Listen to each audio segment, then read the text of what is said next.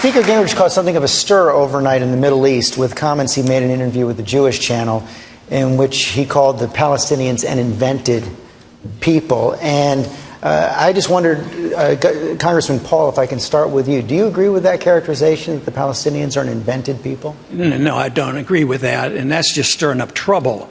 And I believe in a non-interventionist foreign policy. I don't think we should get in the middle of these squabbles, but to go out of our way to say that so-and-so is not a real people. Technically and historically, yes, under the Ottoman Empire, the Palestinians didn't have a state, but neither did Israel have a state then, too. But this is how we get involved in so many messes, and I think it just fails on the side of practicing a little bit of diplomacy, getting ourselves into trouble, mentioning things that are unnecessary. The people in those regions should be dealing with these problems. We shouldn't be dealing with these things. But historically, under the Ottoman Empire, that is technically correct. But to make these decisions and deciding what the settlement is going to be should be the people that are involved. This idea that we can be the policemen of the world and settle all these disputes, I mean, soon we'll have to quit because we're flat-out broke, but we cannot continue to get into these issues like this and getting ourselves into more trouble. Speaker Gingrich, as I said, this has caused quite a reaction in the Middle East. The chief Palestinian negotiator, Saeb Erekat, said, "Mark my words, these statements of Gingrich will be the ammunition and weapons of the bin Ladens and the extremists for a long, long time." How would he know the difference? Let me start, George, simply. Is what I said factually correct? Yes. Is it historically true? Yes. Are we in a situation where every day rockets are fired into Israel while the United States, the current administration, tries to pressure the Israelis into a peace process? Hamas does not admit the right of Israel to exist and says publicly not a single Jew will remain. The Palestinian Authority ambassador to India said last month there is no difference between Fatah and Hamas. We both agree Israel has no right to exist. Somebody ought to have the courage to tell the truth.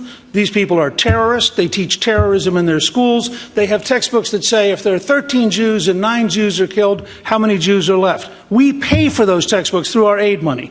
It's fundamentally time for somebody to have the guts to stand up and say, enough lying about the Middle East. Governor Romney.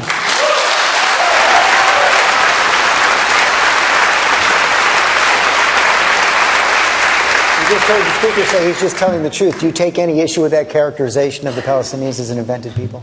I happen to agree with most of what the speaker said, except by going out and saying the Palestinians are an invented people. That, I think, was a mistake on the speaker's part. I think the speaker would probably suggest that as well. I don't think we want to. Maybe not. I think we're very wise to stand with our friends, Israel, and not get out ahead of them. This president decided he was going to try and negotiate for Israel by saying, let's go back to the 67 borders. That's not what Israel wanted to hear. Israel does not want us to make it more difficult for them to sit down with the Palestinians. Ultimately, the Palestinians and the Israelis are going to have to agree on how they're going to settle their differences between them. So and the United States of America should not jump ahead of Bibi Netanyahu and say something that makes it more difficult for him to do his job. My view is this. We stand with the Israeli people. We link arms with them. If we disagree with them, like this president has time and time again, we don't do it in public like he's done it. We do it in private. And we let the Israeli leadership describe what they believe the right course is going forward. We don't negotiate for the Israeli people. We stand with the Israeli people, stand with our friends, and make it very clear. We're going to tell the truth, but we're not going to throw incendiary words into a place which is a boiling pot when our friends, the Israelis, would probably say, what in the world are you doing? So there you have it, Mr. Speaker. He says this is going to make life more difficult for the Israelis. The Israelis are getting rocketed every day. We're not making life more difficult. The Obama administration is making life more difficult. The fact is, the Palestinian claim to a right of return is based on a historically false story. Somebody ought to have the courage to go all the way back to the 1921 League of Nations mandate for a Jewish homeland, point out the context in which Israel came into existence, and Palestinian did not become a common term until after 1977. This is a propaganda war in which our side refuses to engage, and we refuse to tell the truth while the other side lies, and you're not going to win in the long run if you're afraid to stand firm and stand for the truth. Of course you stand firm and stand for the truth, but you don't speak for Israel. I did. If Bibi Netanyahu wants to say what you said, let him say it. But our ally, the people of Israel, should be able to take their own positions and not have us negotiate for them. I want to turn, if I can, Can I just say one last thing?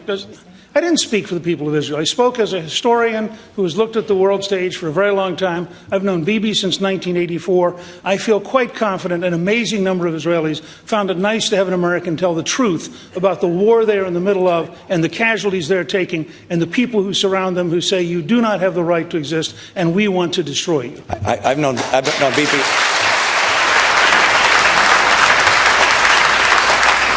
I've also known Bibi Netanyahu for a long time. We worked together at Boston Consulting Group. And the last thing Bibi Netanyahu needs to have is not just a person who's an historian, but somebody who is also running for president of the United States. Stand up and say things that create extraordinary tumult in his neighborhood. And if I'm president of the United States, I will exercise sobriety, care, stability, and make sure that in a setting like this, anything I say that can affect a place with rockets going in, with people dying, I don't do anything that would harm that process. And therefore, before I made a statement of that nature, I get on the phone to my friend Bibi Netanyahu and say, would it help if I said this? What would you like me to do? Let's work together because we're partners. I'm not a bomb thrower, rhetorically or literally. Under the rules, we need to let you respond.